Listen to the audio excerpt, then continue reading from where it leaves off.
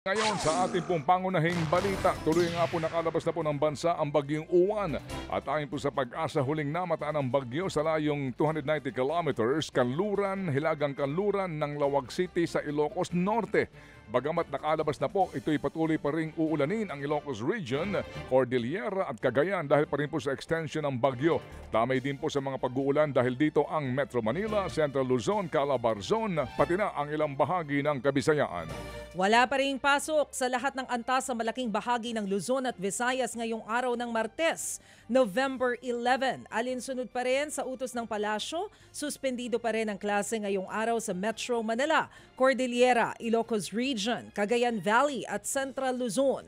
Wala ring pasok all levels sa Calabarzon, Mimaropa, Bicol, pati na sa Western, Central, Eastern Visayas at sa Negros Island Region. Dalawa po ang kumpirmadong patay at dalawa po ang sugatan sa pananalasa ng bagyong Uwan ayon po sa record ng National Disaster Risk Reduction and Management Council o NDRRMC. Patuloy pa pong binavalidate ng ahensya ang naturang mga datos. 14 po na rehiyon naman ang apektado ng bagyong Uwan at higit sa 1.4 milyon ang mga residenteng nagsilikas.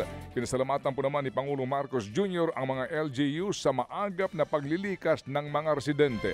At ayon sa Office of Civil Defense, dahil daw sa mga preemptive evacuation, nabawasan nga ang bilang ng casualties. Pinamamadali na ni Pangulong Bongbong Marcos ang rehabilitasyon sa mga lugar na sinalanta ng magkasunod na bagyong Tino at Uwan. Ayon sa palasyo, aprobado na ng Budget Department ang halos 1.7 billion pesos na pandagdag sa Quick Response Fund para sa tuloy-tuloy na pang-ayuda ng Department of Agriculture, Department of Social Welfare and Development at Coast Guard. Kasunod ito ng direktiba ng Pangulo na ituloy-tuloy lang ang pamamahagi ng ayuda at pagtulong sa mga sinalanta ng bagyo.